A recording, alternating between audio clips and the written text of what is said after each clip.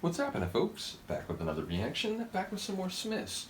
And we're back with the 1987 album Strangeways, Here We Come, which I suppose is Strangeways, We Bid Thee Farewell, which is to say this is the final track on the album, the final track of the last Smith studio album. So yeah, it's been a really cool journey. Again, this is a group I had a little bit of familiarity with. I mentioned it a number of times, but a girlfriend I had in the very early 2000s, she was into the Smiths. As it turns out, she had an eclectic assortment of their tunes. I don't think she ever listened to any of their albums straight through, because on each album there were a number of tracks I'd never heard before. But over the course of this journey, there's been a number of tracks here and there that I did hear, including a couple, like I think Panic, if I'm remembering correctly, that was like a bonus track, right? Like that wasn't on one of the albums, or am I misremembering that? I think that was a bonus track, meaning, like a non-album single or a B-side.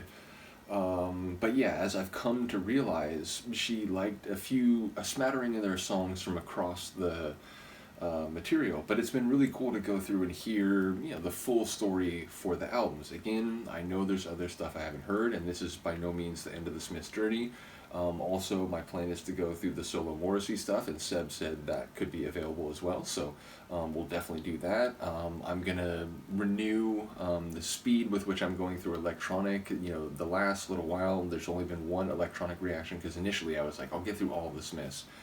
And then it got, a few weeks, and it's like, but I don't want to completely, forget what, electronic was sounding like. So I did one reaction, which turned out to be a very unique tune, I think. It was called Soviet, and, it's basically like score music. But yeah, we'll go back to electronic a little more regularly.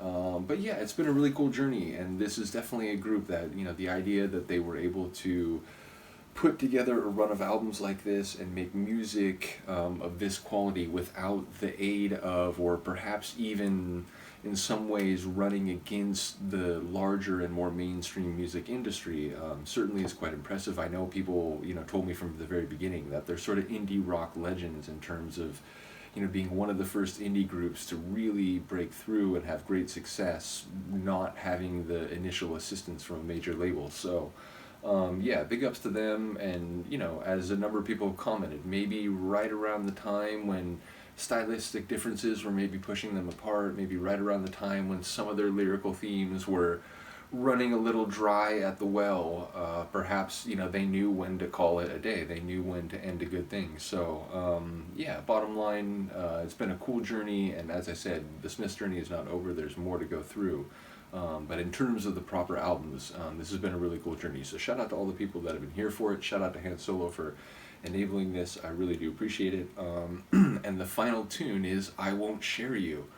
It feels pretty straightforward. It feels like someone who perhaps through jealousy, or perhaps through just a sense of what a relationship should be, doesn't want someone's affection or intimacy to be split between them and anybody else. Which, on an emotional level, you could never really criticize someone for feeling like, and certainly there are many personal and cultural understandings of relationships which would, suggest that, or preclude, at least in theory, the desirability of having an open-ended relationship, or maybe seeing multiple people. But the reality is people don't always enter into interpersonal and emotional and intimate dynamics with the same ideas, never mind the same goals or understandings. So, yeah, I don't know. Sometimes, yeah, I think jealousy, it's a dangerous thing. It's like, maybe it's a natural emotion, but I think sometimes it leads people to act very stupidly, or behave in ways that they might later regret, or feel that, that wasn't a good reflection of me. But yeah, I don't know. I Won't Share You sounds like a jealous statement. So, knowing their larger catalog of work lyrically, it wouldn't surprise me if it's an emotional feeling that combines a measure of attraction and interest with some sort of scorn or frustration, or some, lack of completeness or asymmetry. So, let's find out what it is. It's the final track on Strangeways, Here We Come, 1987. And the tune is called I Won't Share You. I won't share you. I won't share you with the drive and ambition the zeal I feel, this is my time. The notes I wrote as she read, she said, has the Perrier gone straight to my head? Or is life sick and cruel instead? Yes, no, no, no, The miserable isn't the saddest talking about. no. I like that. I won't share you, no. I won't share you with the Sounds like a driving ukulele. dreams inside. This is my time. Life tends to come and go. That's okay as long as you know. Life tends to come and go as long as you know. No, no, no, no, no, no, no, no.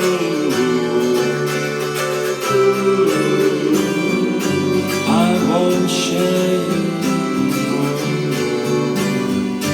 I won't share Choral and angelic. the tried dreams inside.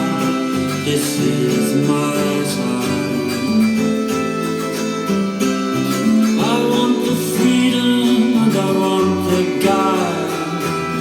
I want the freedom and the guide. Oh, life tends to come and go as long as you know, no, no, no, no, no, no, no, no. I won't share you, I won't share you. I'll see you somewhere, I'll see you sometime. Don't know where, don't know where.